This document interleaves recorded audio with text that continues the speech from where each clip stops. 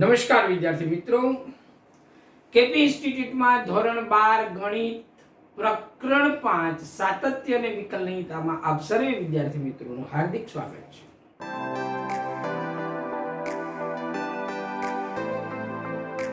મિત્રો, આપણે રોલના પ્રમેય અને મધ્યકમાન પ્રમેયની ચર્ચા કરીએ છીએ.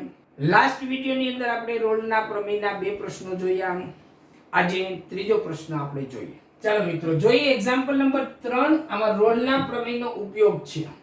આમાં પ્રશ્ન વાંચવાથી તમને ક્યાંય ખબર નહીં પડે કે આમાં રોલના પ્રમેયનો ઉપયોગ છે.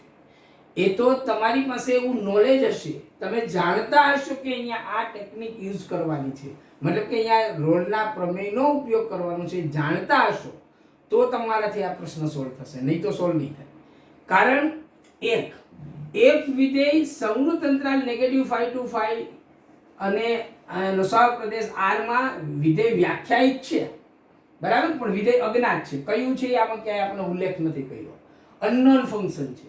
અને એ વિવૃત અંતરાલ -5 to 5 ના વિવૃત અંતરાલમાં વિકલનીય હોય, સમૃદ્ધ અંતરાલમાં સતત, વિવૃત અંતરાલમાં વિકલનીય હોય. અને f' ક્યાંય શૂન્ય ના બને તો આ અંત્યબિંદુઓ, અંતરાલના અંત્યબિંદુઓના આગળ વિધેયના મૂલ્યો સમાન નથી, આવું સાબિત કરવાનું છે. અને આ સાબિતી આપણે રોલના પ્રમેયથી મળશે. કઈ રીતે? રોલનો પ્રમેય જો સત્ય હોય તો એની 3 શરતોનું પાલન થાય. પહેલી શરત, આપેલું વિધેય આપેલા સમૃદ્ધ અંતરાલમાં સતત હોય, એ સમૃદ્ધ અંતરાલનો વિવૃત અંતરાલ બનાવો, મતલબ કે અંત્યબિંદુઓને છોડી દો તો વચ્ચેના ભાગમાં વિકલનીય હોય, અને અંત્યબિંદુ આગળ વિધેયના મૂલ્યો સમાન હોય.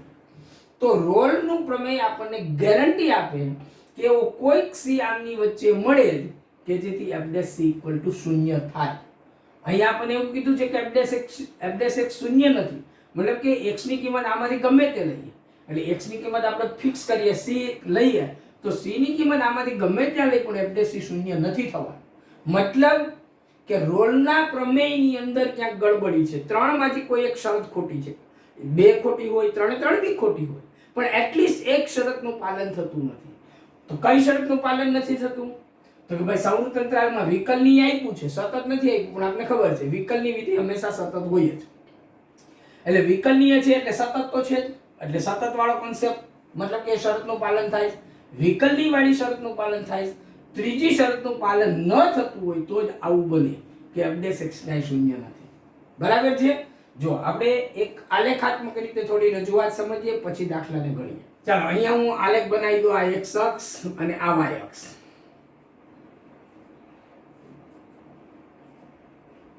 અહીંયા હું -5 લઉં છું અને અહીંયા હું 5 લઉં છું, એટલું. ચાલો અહીંયા બિંદુ ગમે ત્યાં આગળ તમારે -5 માટે વિધેયને કંઈક મૂલ્ય હશે. ધારો કે અહીંયા કંઈક મૂલ્ય છે, આ મૂલ્ય, અથવા નીચે પણ હોઈ શકે.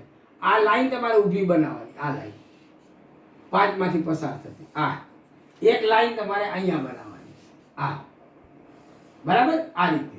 આ થઈ x -5. આ રેખા ઉપરનું કોઈ પણ બિંદુ એ x -5 કહેવાય. આ રેખા ઉપરનું કોઈ પણ બિંદુ x 5 પરનું બિંદુ કહેવાય. બરાબર? હવે આપણે જો આ રેખા ઉપર કોઈ પણ જગ્યાએ બિંદુ લઈએ તો એ બિંદુનો એક્સિયામ -5 છે, એને અનુરૂપ વાયયામ મળે. ધારો કે વાયયામ આપણને અહીંયા મળે છે, અને આલેખ અજ્ઞાત છે એટલે આપણે ગમે તે રીતે આલેખ દોરવાનો છે, આપણે મજા આવે એવી રીતે. તો એક શરત એ કે આલેખ વિકલનીય છે, મતલબ કે સ્મૂથ આલેખ દોરાવો જોઈએ, ક્યાંય ખૂણો ખાંચો થવો જોઈએ નહીં, એક વાર. બીજું વિકલનીય છે એટલે સતત છે, એટલે આલેખ પૂરો કરતા સુધીમાં ક્યાંય પેન ઉંચકવાની નથી. તો તમારે અહીંથી આલેખ દોરવાનું શરૂ કરો. બરાબર? જો તમે દોરતા આ જેટલી ઊંચાઈ છે એટલી જ ઊંચાઈ અહીંયા તમે લેશો, આ, અને અહીંથી તમે ગમે તે વાડા ફરીને અહીંયા આવશો તો ક્યાંક તમે આમ ઉપર જઈને આમ નીચે આવશો તો જ્યાં તમે આમ વળાંક કરશો ત્યાં સમક્ષિતિ સ્પર્શક મળી જશે. તો એ જગ્યાએ સ્પર્શકનો ઢાળ 0 થશે, એટલે એ જગ્યાએ જે x બિંદુ છે, એક્સિયામ છે, એટલે એના માટે f' = 0 થઈ જાય. પણ આપણે એવું કીધું કે f' શૂન્ય થતું નથી, મતલબ કે તમે અહીંથી પેન ઉપાડતા જાઓ, આમ હાલતા જાઓ, આમ હાલતા જાઓ, અહીંયા પહોંચી જાઓ. બરાબર? તો કોઈ જગ્યાએ અહીંયા સ્પર્શક દોરશો તો સ્પર્શક આમ થશે, અહીંયા દોરશો તો સ્પર્શક આમ થશે, અહીંયા દોરશો તો સ્પર્શક આમ થશે. કોઈ જગ્યાએ જો તમે પાછા અહીંથી આમ વળશો ને તો જ સ્પર્શક સમસ્થિતિ આવશે, પણ સ્પર્શક સમસ્થિતિ થતો નથી કારણ કે f'(x) શૂન્ય થતું નથી. એટલે આમ ચાલતા જશો તો અહીંયા આગળથી તમારે કાં તો ઉપર જવું પડશે કાં નીચે જવું પડે. એક્ઝેક્ટલી જો આ પોઈન્ટ ઉપર તમે આવશો તો જ તમને સ્પર્શક સમસ્થિતિ મળશે. એટલે કે આ બે થાંભલાની ઊંચાઈ જે છે, આ થાંભલાની ઊંચાઈ કેટલી કહેવાય તો કે AF નેગેટિવ ફાઈ. આ વાયમ છે આટલો ઊંચો ને આટલો ઊંચો વાયમ બીજો અહીંયા લઈએ તો F ફાઈ. આ બેયની ઊંચાઈ સરખી નથી એ સાબિત થાય આપણે આ લેખાત્મક રીતે. અને આ બાબતને હવે આપણે લખવી કઈ રીતે એ આપણે સમજીએ. ઓકે, ચાલો મિત્રો, તો પ્રશ્નને આપણે જવાબ સ્વરૂપે થોડું લખીશું, પછી આપણે એને સાબિતીના પગથિયા લખીએ. તો આન્સર આપીએ આનો. અહીં AF સંવૃત અંતરાલ -5 to 5 2r વિકલનીય છે, વિકલનીય છે. તેથી એક AF એ -5 to 5 માં સતત છે. બરાબર, વિકલનીય વિધેય હંમેશા સતત હોય. કારણ લખવું જ લખવાનું, કારણ વિકલનીય વિધેય હંમેશા સતત હોય. આ આપણે શરૂઆતની અંદર ચર્ચા કરી હતી. કોઈ એક વિધેય વિકલનીય છે, બરાબર, પોઈન્ટ C આગળ, તો એ C આગળ વિકલનીય છે એટલે C આગળ સતત પણ છે. અને જો કોઈ વિધેય કોઈ અંતરાલમાં વિકલનીય હોય તો એ અંતરાલમાં સતત પણ હોય જ. આવી ચર્ચા આપણે શરૂઆતમાં કરી હતી. એટલે અહીંયા વિકલનીય આપ્યું છે એટલે આપણે કહી શકીએ કે આ સતત છે. બીજી શરત, એ બે વિવૃત અંતરાલ -5 to 5 માં વિકલનીય છે, વિકલનીય છે. કારણ પક્ષ, પક્ષ મતલબ રકમમાં આપણને આપ્યું છે કે આ વિકલનીય છે. બરાબર, આમ રોલના પ્રમેયની બે શરતોનું પાલન થાય છે. આમ રોલના પ્રમેયની પ્રથમ બે શરતોનું પાલન થાય છે.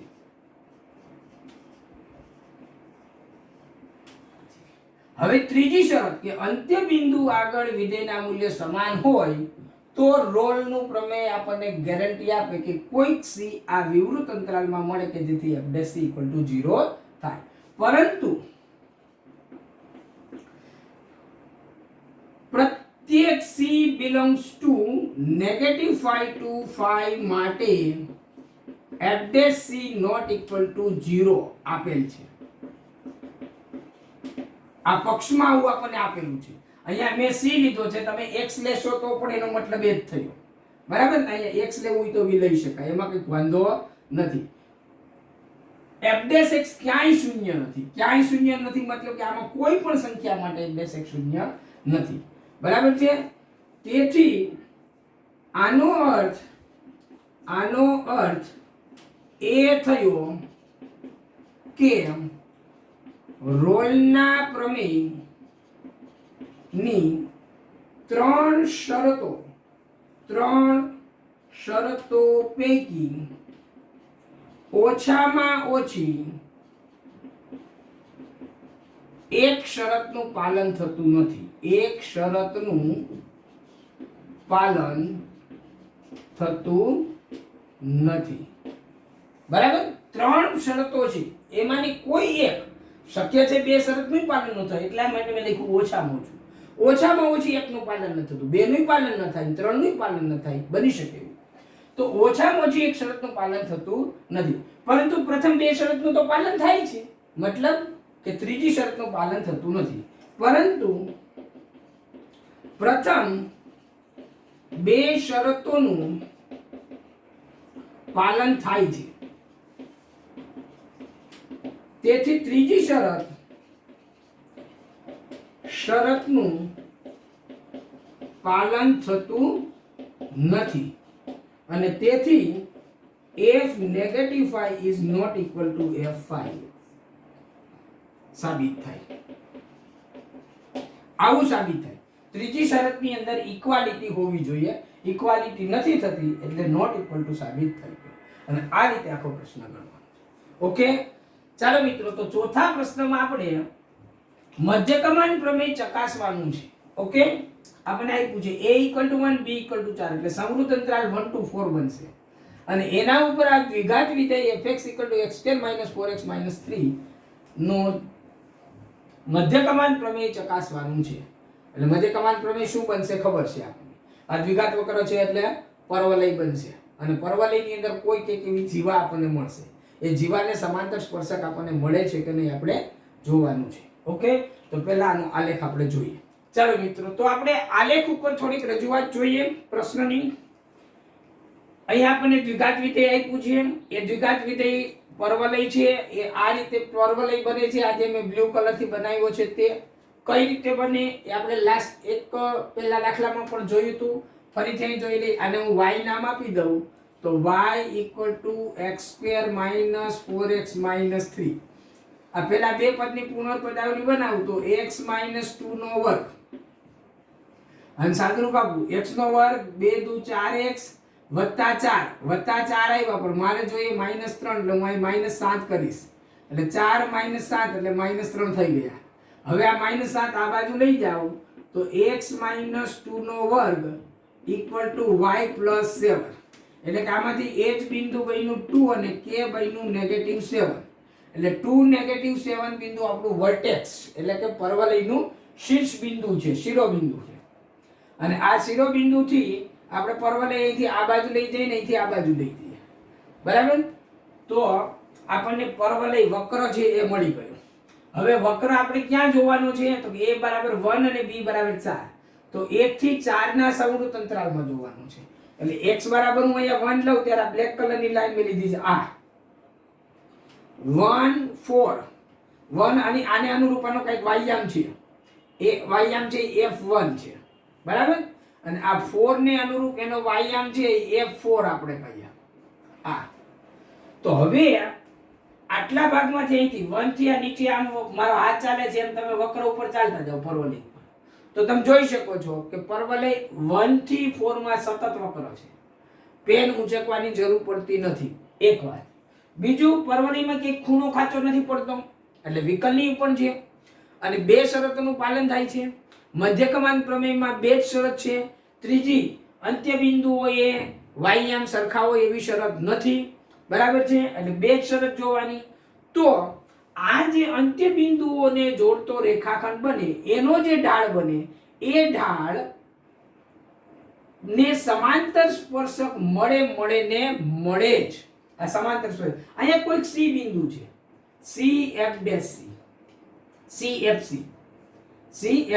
અને c આગળનું વિકલિત એટલે કે c આગળનો ઢાળ એ AB, આનું જો નામ હું A આપું અને આનું નામ હું B આપું તો AB ને સમાંતર છે, આવું અર્થઘટન થાય.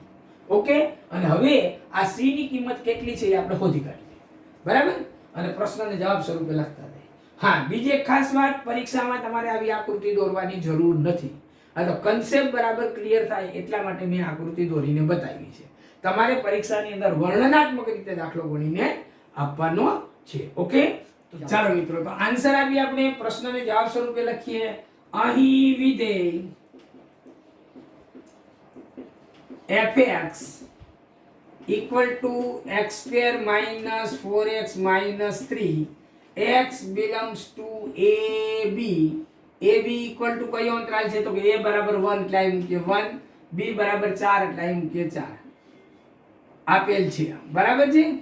આટલું આપણને આપેલું છે. હવે f એ દ્વિઘાત વક્ર હોવાથી જો આ ઉલ્લેખ કરવો જરૂરી છે. બહુપદી વિધેય r માં સતત છે અને વિકલનીય પણ છે એટલે સાબિત નથી કરવાનું, ખાલી ઉલ્લેખ કરીને લખવાનું છે કે f એ દ્વિઘાત વક્ર હોવાથી 1/4 માં સતત 1/4 એટલે સમૃદ્ધ અંતરાલ જે વ્યાખ્યાયિત આપ્યું છે એમાં સતત અને વિવૃત અંતરાલ 1/4 માં વિકલનીય છે, બરાબર? તેથી મધ્યકમાન પ્રમેય મુજબ કોઈક c belongs to વિવૃત અંતરાલ 1/4 મળે જ, આ ગેરંટી. મધ્ય કમાન પ્રમેય ગેરંટી આપે આની. રોલનું પ્રમેય હોય તો એમાં 3 શરત હોય તો ગેરંટી મળે સી મળવાની.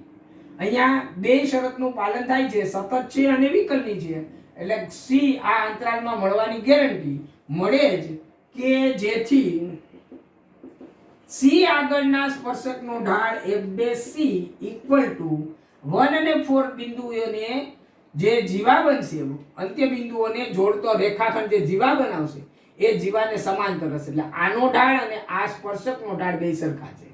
સ્પર્શકનો ઢાળ એટલે સી આગળનું વિકલિત f' અને આનો ઢાળ એટલે ym ની બાદબાકી શું બનશે? f4 f1 છેદમાં 4 1. ઢાળ મેળવતા તો આપણે આવડે છે, ym ની બાદબાકી ભાગ્યા એ જ ક્રમમાં xm ની બાદબાકી. તો મધ્યકમાન પ્રમેય કંઈ ગોખવાની જરૂર નથી, એટલા માટે જ મેં આકૃતિ દોરી છે ત્યાં તમારે ગોખવું ના પડે. મધ્યકમાન પ્રમેયનો ભૌમિતિક અર્થઘટન શું બને છે એ જો ખ્યાલ આવી જાય તો પ્રમેયને ગોખવાની જરૂર નથી. ચાલો હવે અહીંયા f' મારે મેળવવું છે, તો આ f' મેળવતા પહેલા મારે f' મેળવવું પડે. તો એમનામ આપણે આવડી જશે. f' કેટલું થશે? 2x - 4, કારણ કે બે ઘાત આગળ આવશે. -4x નું વિકલન કરો તો -4 ને આ અચળ છે, એટલે અહીંયા x ની જગ્યાએ હું c મૂકી દઈશ તો આ શું બનશે? 2c - 4. ઓકે, f' માં x ની જગ્યાએ c મૂક્યું છે, આનું f' ની કાઢીને c મૂકો અને આ f4 ની અંદર કિંમત મૂકો, અહીંયા 4 મૂકો તો 4 નો વર્ગ 16, પછી અહીંયા 4 મૂકો એટલે ચોકે ચોકે 16, પછી અહીં 3 મૂકો -3, આ થયું f4 -f1 મૂકો, અહીંયા 1 મૂકો તો 1 - 4 - 3 ડિવાઈડ બાય 4 - 1. તો આમાંથી આ કેટલું થયું? 16 ને 16 ગયા એટલે -3 માઈનસ 4 ને 3 7, -7 માં એક જાય -6 છેદમાં 3, એટલે આ કેટલું થયું? માઈનસ માઈનસ પ્લસ 6, 6 માં 3 જાય તો 3, 3 ભાગ્યા 3 એટલે 1. અને ધીસ ઇમ્પ્લાઇઝ ધેટ c બરાબર આપણે કેટલું મળ્યું? તો કે 4 આ બાજુ જાય એટલે 5 અને 2 છેદમાં જાય એટલે 2, એટલે 5 દુત્યાંશ એટલે 2.5. અને 2.5 ની કિંમત જુઓ તમે 1 અને 4 માં છે, 1 અને 4 ની અંદર 2.5 2.5 આપણને મળી જાય. અને એ 2.5 મેં અહીંયા દોર્યા છે 2 અને 3 ની વચ્ચે, આ 2.5. અને ત્યાંથી સીધે સીધી લીટી દો તો અહીંયા એક એવું બિંદુ મળે, અને આ બિંદુ પાસે આ લાલ કલરથી મેં સ્પર્શક દોર્યો છે. જો એ સ્પર્શક આ AB ને સમાંતર છે તો આ આપણને મળે છે. બરાબર? આમ fx માટે સંવૃત અંતરાલ 1 to 4 માં મધ્યકમાન પ્રમેય ચકાસાય છે. આપણે પ્રશ્નમાં શું કીધું છે? ચકાસો, મધ્યકમાન પ્રમેય ચકાસો. આપણે ચકાસણી કરી, સી આપણને એવો મળ્યો જે ગેરંટી મળતી હતી તે સી મળી જાય છે, એટલે કે જે શરતો છે બધી શરતોનું પાલન થાય છે. આમ fx માટે, fx એટલે આપેલું જે fx છે એના માટે આપેલા અંતરાલ 1 4 માં મધ્યકમાન પ્રમેય ચકાસાય છે.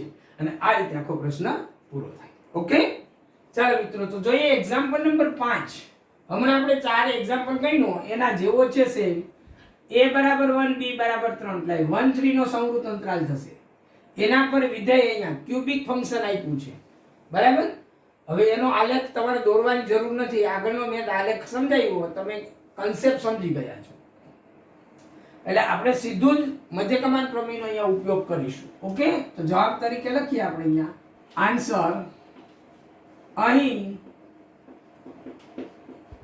fx equal to x cube minus 5x square minus 3x, x belongs to AB. a અને b ની જગ્યાએ કિંમત મૂકી દે. a બરાબર 1, b બરાબર 3. a કયું વિધેય છે? ત્રિઘાત વિધેય અથવા તો બહુપદી વિધેય કહીએ. a બહુપદી વિધેય હોવાથી 1 3 માં સતત અને 1 3 વિવૃત અંતરાલમાં વિકલનીય છે. તેથી મધ્યકમાન પ્રમેયની બંને શરતોનું પાલન થાય છે. એવું લખવાની જરૂર નથી, સીધું જ આપણે મધ્યકમાન પ્રમેય લખશું. તેથી મધ્યકમાન પ્રમેય મુજબ કોઈક C belongs to 1 3 મળે છે કે જેથી f dash c equal to અંત્યબિંદુ આગળના જીવાનો ઢાળ, તો અંત્યબિંદુ કયા છે 1 અને 3, તો f3 minus f1 divided by 3 minus 1. આનું વિધેયનું મૂલ્ય માઈનસ આના વિધેયનું મૂલ્ય છેદમાં LCM ની બાદબાકી. હવે f dash c આમાંથી આપણે મેળવીએ જો implies that હવે અહીંયા fc સીધું મૂકી અને c ની સાપેક્ષ વિકલન કરીએ. c ક્યુબ માં 3 આગળ આવ્યું એટલે 3c² minus 5 to 10c અને minus 3 x નું વિકલન 1 ને એટલે c નું વિકલન પણ 1 equal to f3 અહીંયા f3 3 મૂકવું છે એટલે અહીંયા 3 મૂકીએ, અહીંયા 3 મૂકીએ અને અહીંયા 3 મૂકીએ તો f3 ની કિંમત મળશે. તો એ કઈ થશે 3 તેરી 9 તેરી 27 minus 3 તેરી 9 પંચા 45 minus અહીંયા 3 મૂકીએ એટલે 3 તેરી 9 પછી આ માઈનસ અહીંયા હવે f1 ની કિંમત તો અહીંયા 1 મૂકું એટલે 1 1 અને 1 અહીંયા મુકાય તો 1 માઈનસ અહીંયા 1 નો વર્ગ 1 ગુણ્યા 5 એટલે 5 એટલે -5 -3 અને છેદમાં 3 માંથી 1 જાય તો 2 એટલે આનું થોડું સાદું આપીએ તો 45 અને 9 કેટલા થશે 9 ને 5 14 નો 4 વધી 1 એટલે 54 27 માંથી 54 જાય એટલે -27 ઋણ 27 પછી 5 ને 3 8 માંથી 1 ગયા એટલે -7 માઈનસ માઈનસ પ્લસ 7 છેદમાં 2 એટલે આ 27 માંથી ગયા -20 છેદમાં 2 એટલે -10. ઓકે આ -10 આ બાજુ લઈ લઈએ આપણે તો 3c² -10c માઈનસ આ બાજુ પ્લસ 7 ઇક્વલ ટુ 0. ઓકે હવે આના આપણે અવયવ પાડવાના તો આના અવયવ પાડીએ આપણે તો અહીંયા શું મળશે આપણને 3c અને આ c 7 ને 3 21 ના એવા બે અવયવ શોધો કે એનો સરવાળો અવયવનો સરવાળો 10 થાય તો 7 ને 3 10 છેદ સીધું જ આપણને તો અહીંયા મૂકીએ 7 અહીંયા 1 મૂકીએ અહીંયા માઈનસ મૂકીએ બે બાજુ તો જુઓ 3c² થઈ ગયું 3c -3c અને -7c -10c minus plus 7 * 7 i = 0. તો હવે આમાંથી આપણને c કેટલો મળ્યો હોય જુઓ પેલો અવયવ 0 હોય તો 7 આ બાજુ 3 નીચે એટલે 7/3 અથવા c = 1. પણ આપણે જે c શોધવાનો છે એ શેમાં શોધવાનો છે 1 અને 3 માં બરાબર એટલે 1 લઈ ન શકાય આ વિવૃત અંતરાલ છે 1 અને 3 ની અંદર લેવાનું છે તો આ શક્ય નથી એટલે આ એક શક્ય છે એટલે આમાં જુઓ તમે આના બરાબર c = 7/3 એટલે લગભગ કેટલું થશે 2 ની આજુબાજુ સમથિંગ કાઈ થશે એટલે આ સીધું તમે લખો ને તો બી ચાલશે 1 3 અને c = 1 does not belongs to 1 3 અને તેથી જરૂરી c = 7/3 છે. શેના માટે જરૂરી તો કે અંતરાલના અંત્ય બિંદુએ જે જીવા મળે એ જીવાને સમાંતર સ્પર્શક કયા બિંદુ પાસે મળે એ બિંદુનો એક્સ્યામ c 7/3 હોવો જોઈએ. આ જરૂરી છે. હવે મિત્રો આ રીતે આપણે મધ્યકમાન પ્રમેયની ચકાસણી તો કરી એટલે આપણે લખીએ આમ મધ્યકમાન પ્રમેય ચકાસાય છે. ઓકે પણ હવે પ્રશ્નમાં કંઈક આગળ આપણને જુદું કીધું છે જુઓ f' c = 0 થાય તેવા તમામ c belongs to 1 3 શોધો. એટલે આ શરત રોલ્સના પ્રમેયની છે મધ્યકમાનની નથી. એટલે આ શરતની સાથે આ દાખલાને કોઈ જ સંબંધ નથી. એટલે આપણે જે f' c અહીંયા મેળવ્યું ને આટલું આના બરાબર 0 લેવાનું છે અને પછી c શોધવાનું છે. બરાબર અપેક્ષા રાખું છું કે આટલું કામ તમે હોમવર્કમાં કરશો. શું કરવાનું છે અહીંયા હું તમને બતાવી દઉં. f' c = 0 f' c એટલે આપવું છે 3c² -10c - 3 = 0. હવે આમાંથી c શોધો અને એ c શેમાં શોધવાનો 1 3 ની અંદર આવવો જોઈએ. આટલું કામ તમારે હોમવર્કમાં કરવાનું છે. ઓકે અને આ દાખલો અહીંયા પૂરો કર્યો. ચાલો મિત્રો તો એક્સરસાઇઝ 5.8 નો આ છેલ્લો દાખલો છે એક્ઝામ્પલ નંબર 6. નીચેના માટે મધ્યકમાન પ્રમેય ચકાસો. આ પહેલો દાખલો છે આ જ એક્સરસાઇઝનો પહેલો દાખલો છે. મેં થોડીક રકમ ફેરવીને લખી છે. છેલ્લો દાખલામાં રકમમાં એવી સૂચના હતી કે પ્રશ્ન 2 માં, પ્રશ્ન પહેલો નહીં પણ પ્રશ્ન બીજો છે, પ્રશ્ન 2 માં આપેલા ત્રણેય વિધેયોમાં મધ્યકમાન પ્રમેય ચકાસો. આના માટે તમે અગાઉ રોલનું પ્રમેય ચકાસ્યું છે. રોલના પ્રમેયમાં 3 શરત છે, મધ્યકમાન પ્રમેયમાં 2 શરત છે. હવે તમે જુઓ પહેલો અને બીજો દાખલો, તો એની અંદર રોલના પ્રમેયની શરતોનું પાલન નહોતું થતું, છતાં પણ આપણને ઓછી મળતો હતો. અહીંયા પણ મધ્યકમાન પ્રમેય લગાડવા જઈએ તો મધ્યકમાન પ્રમેયની 2 શરતો છે એનું પાલન નથી થતું, કારણ કે આ વિધેય સતતય નથી, વિકલનીય નથી. બરાબર? આપેલ અંતરાલમાં fx એ સતત નથી અને વિકલનીય પણ નથી.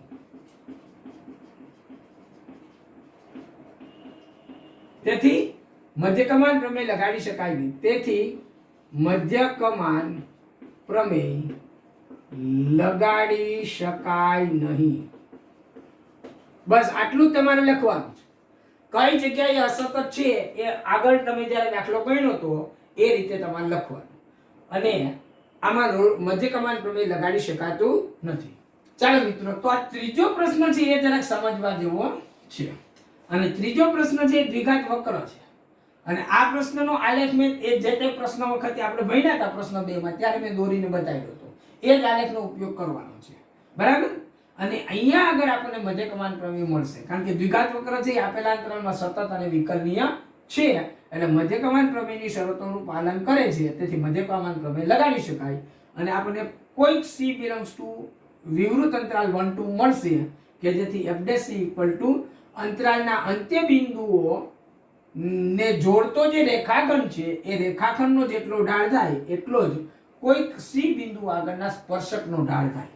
એટલે હું બધું વર્ણન નથી કરતો, તમે વર્ણન કરજો. અગાઉના દાખલા ગણાવ્યા છે એટલે તમને આવડશે. હું સીધું સમજાવું છું. f' અંત્ય બિંદુઓ ને જોડતા રેખાખંડનો ઢાળ લઈએ તો f2 - f1 ડિવાઇડ બાય 2 - 1. હવે f' આમાંથી કેટલું મળશે તો કે 2c. 1 નું તો 0 થશે.